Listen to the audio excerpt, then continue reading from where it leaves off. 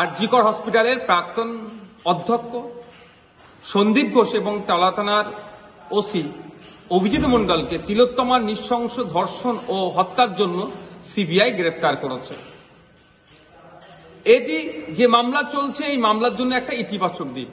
তবে শুধুমাত্র এই দুজনকে গ্রেপ্তার করলেই হবে না, এই ঘটনার পিছনে যে মূল মাথাগুলি আছে সেইগুলোকে দ্রুত চিহ্নিত করে গ্রেফতার করতে হবে।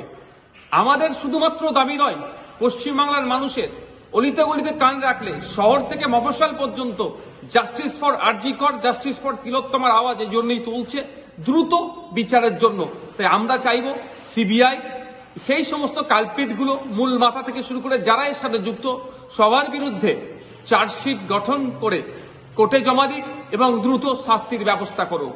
এই ঘটনা যখন ঘটেছিল, কলকাতা পুলিশের বেশ কর্তারা বলছিলেন পুলিশ নাকি এই ঘটনার সাথে বা ধামাচাপা দেওয়ার সাথে কোনোভাবেই যুক্ত নয়।